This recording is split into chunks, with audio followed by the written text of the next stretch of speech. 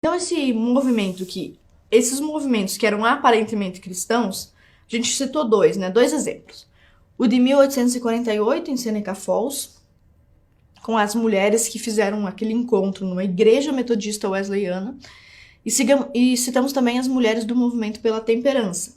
Dois movimentos aparentemente cristãos, e provavelmente realmente existiam mulheres dentro dos movimentos que eram genuinamente cristãs e que estavam em busca de boas coisas, com bons objetivos. Mas, de uma forma geral, nós podemos dizer que o protestantismo americano, inglês, enfim, o protestantismo europeu e americano caiu numa baita cilada com uma ou outra mulher, né? Com alguns grupos de mulheres.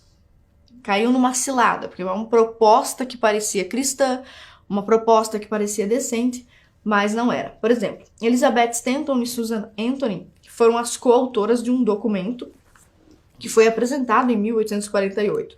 Vocês lembram? 1848, Igreja Wesleyana, as mulheres todas reunidas.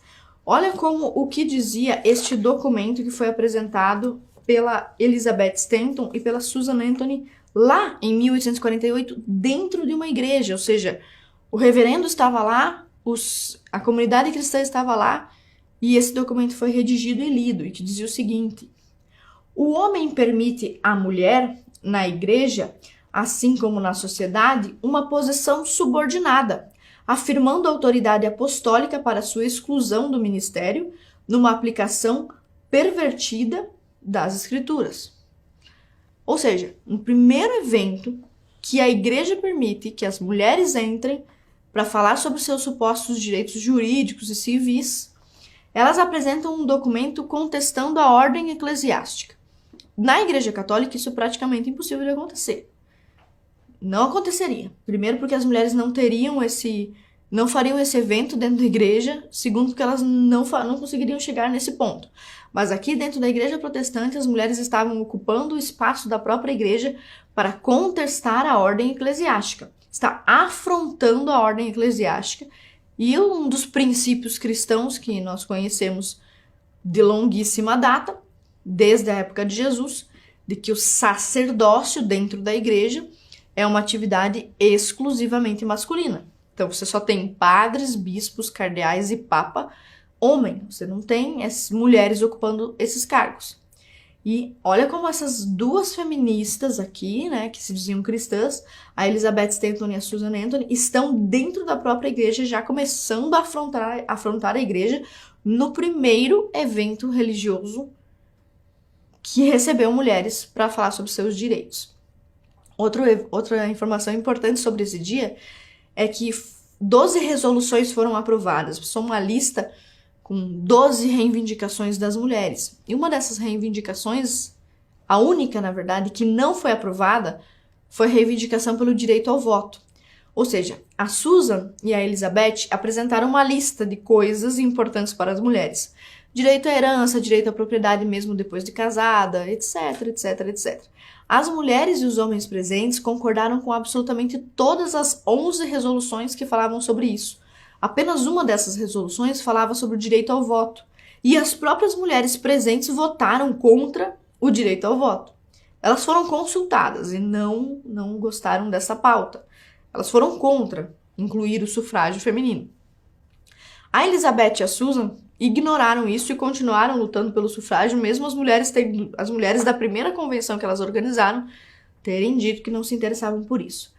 Além disso, elas ainda incutiram em toda a sua pauta, desde o início, agendas anticlericais, que atacavam a ordem da igreja e os costumes da igreja, ou mesmo das pessoas que estavam ali, que eram membros daquela igreja. Então, é verdade que talvez pudesse existir ali no meio daquelas pessoas, aquelas 300 pessoas da primeira convenção de mulheres, muitos cristãos genuínos, mulheres verdadeiramente interessadas nisso. É muito provável.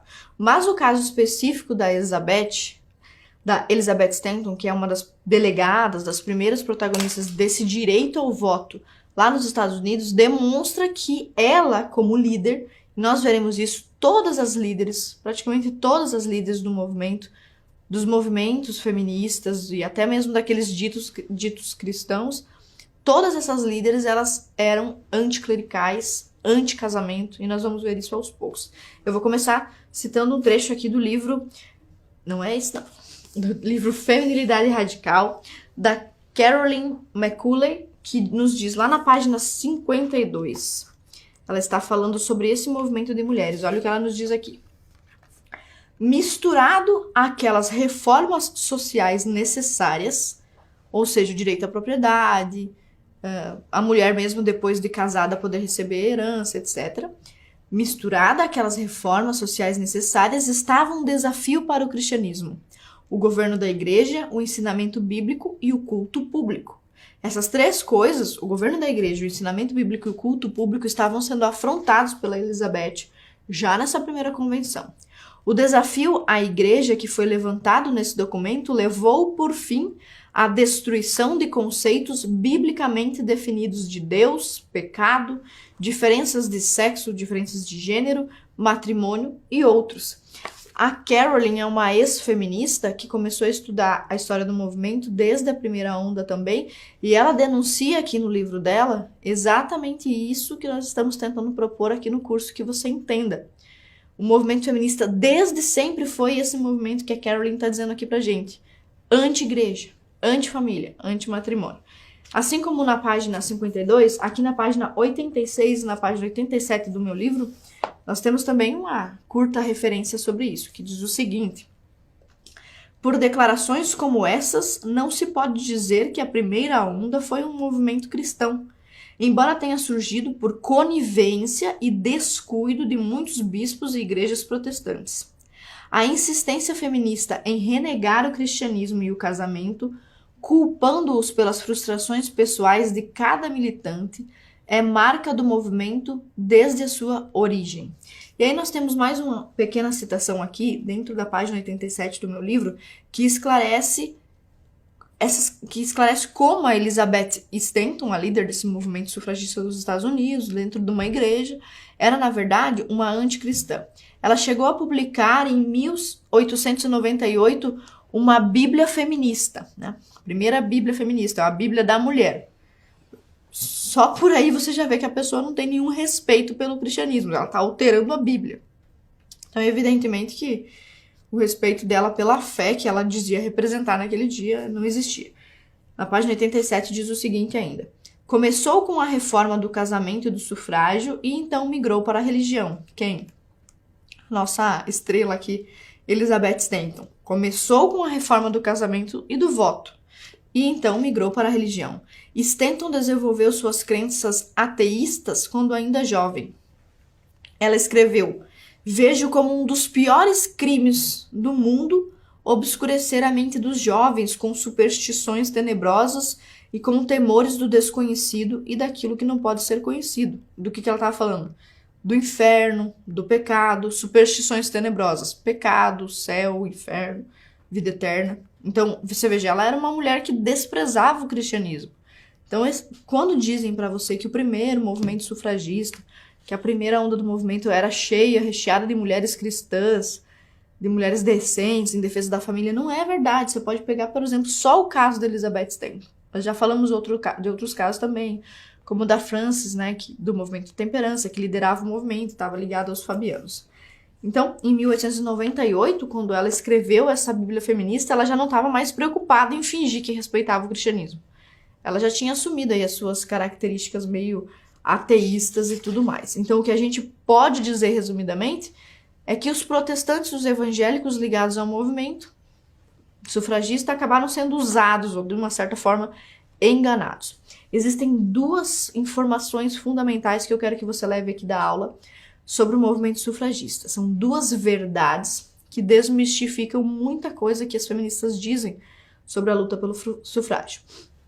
A primeira, se você quiser anotar aí, existia um enorme movimento de mulheres contra o voto.